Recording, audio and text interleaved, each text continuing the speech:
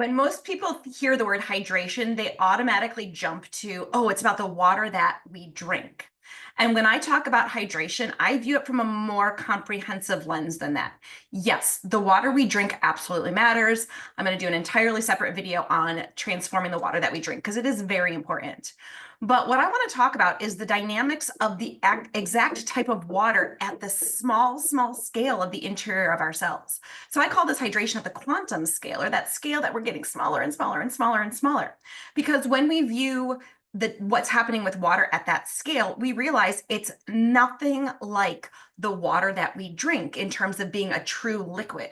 And instead, the vast majority of the water at that tiny, tiny scale is structured in a way that gives it very unique properties, including the texture of a gel or the consistency of a gel. So I'm going to share my screen for a second because I just want to go over a couple of slides that I use in when I teach this in various courses, like my hydration, like my Easy Water Masterclass or my Voltage Reset course. We talk about the fact that the majority of the water inside of us is exclusion zone water. Now, it was a mind-blowing shift for me to realize that 99 out of every 100 molecules that make up our body, from proteins to larger molecules like glucose or amino acids, that if I were to line up all of the molecules in my body side by side by side, 99 of them would be water and one of them would be something else. And so as a clinician, I spent about a decade trying to just not understanding that. So just trying to optimize the 1%. And when I started to say, oh my gosh, why don't we optimize the 99 and see what then happens to the 1%? It was a game changer. Because now we are optimizing what I think is not just an inert substance, water, that as it's been studied for decades now in conventional scientific research.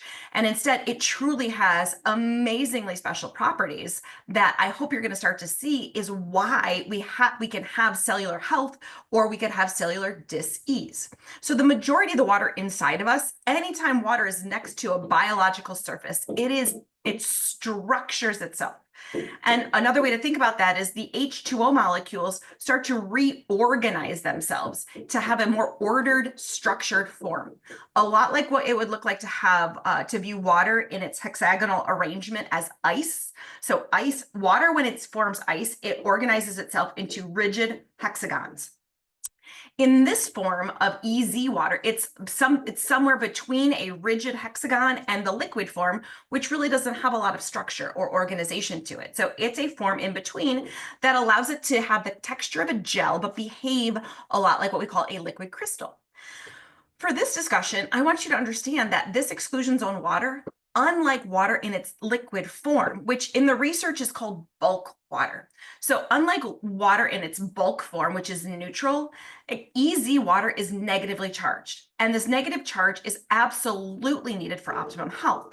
What you'll see is that this EZ water can have a really, really powerful negative charge, meaning if we're viewing it through the lens of cellular voltage, this EZ water can hold a voltage of about 100 to 125 millivolts of negative charge. So again, we always talk about how cells require charge. It's the water inside of the cell that is the host of this charge. The water that is part of the cell membrane, that's what's holding this charge. And so again, it's a really important way to view health.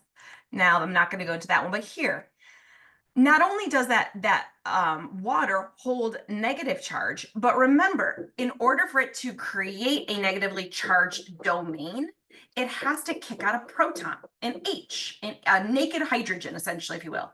Hydrogen is the most basic element that we currently have on the periodic table. And it consists of what's considered one positive charge, a proton, and a negative charge together.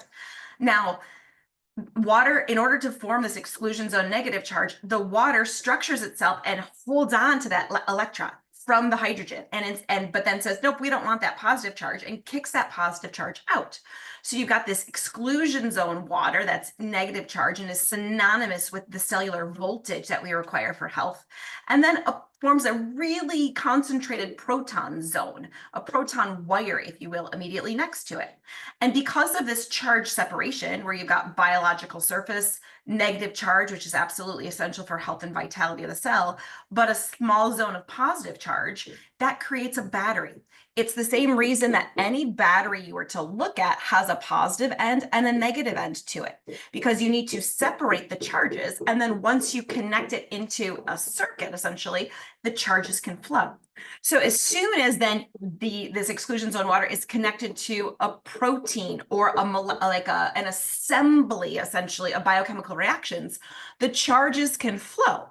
But we need this charge reservoir built up first and the charge separation in order for that to take place. So essentially, this creates a battery of potential energy all throughout the cell and all throughout the entire body. So it's very, very important in terms of the body being able to have energy on demand, if you will, whenever it's needed.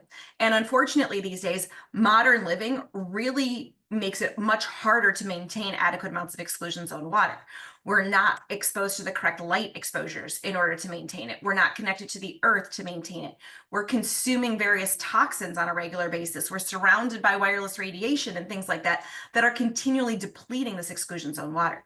So again, we're designed to be replete with it. It's much harder these days because of modern living. Not only that, but this also takes the conversation to a completely different level. Another buzzword that I hear is antioxidant. Like, we got to consume lots of antioxidants to calm inflammation. Water in this exclusion zone form acts as its own antioxidant. It creates what Mae-Wan Ho has called a redox pile. Redox just means it can donate electrons, which is what antioxidants do. They donate electrons to calm inflammation. But we also need to sometimes donate protons as well, or receive. So it can act as both an electron donor and an electron receiver. So it acts in and of itself as a complete antioxidant system. And so without water in this structured form, it does not behave like that. Bulk water, the true liquid form of water, does not behave as an antioxidant. Water in its exclusion zone form absolutely does. And so believe it or not, there's parts of the cell that require more acidity, need to be able to donate that proton to. For example, the lysosomes, or the interior membrane of the mitochondria. That inner membrane space is really full of protons. It's a positively charged proton gradient that builds up there. If we don't have the water available inside of the cells, we cannot maintain those in anywhere near the same way. So again, optimizing the 99% has been so foundational when it comes to optimizing our total health. One really quickly here, and again, in my voltage reset course, I go into a ton of detail on this about what we can do. But just as a summary, when we maintain adequate, easy water, or if it's been drained and we charge it back up. And as you see in Jerry's lab, they found that you could literally charge this exclusion zone water, like charging up a battery, fourfold with correct exposures. Healthy lighting, for example, will do just that. So when we have a bigger exclusion zone, we have a bigger battery or more potential energy that the body can draw from, which is this net negative charge. Remember, negative charge is the currency for cellular vitality. That is voltage. And when we have that voltage, we're able to run all of our programs. The proteins function optimally. They can fold and unfold correctly. Very important for what's called protein folding and protein dynamics, which is what really runs all of the processes inside of the cell. We also have an exclusion of toxins, and I didn't talk about it in this video, but that exclusion zone water is called exclusion zone because nothing can penetrate into it.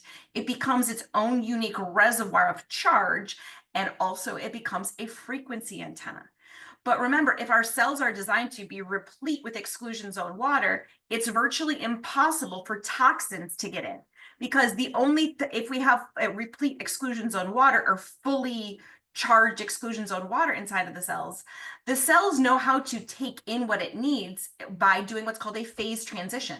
So the water can go from this gelled exclusion zone form. It recognizes a nutrient that needs to come into the cell. It will really quickly shift. It does a phase transition to allow, let's say, a nutrient in, and then it'll go back to its exclusion zone form.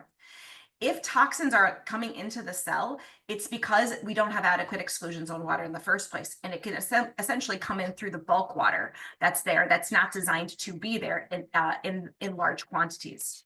So ultimately what this means is healthier cells, healthier organs, healthier tissues. And because this water network of exclusion zone water literally connects all the cells together, it's like a continuous highway system of water.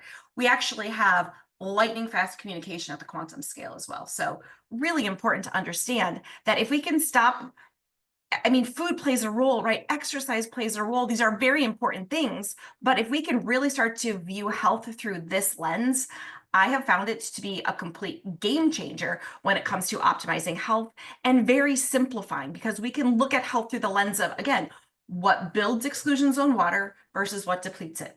Maximizing the building, minimizing the depletion, the body can naturally come back into health and homeostasis.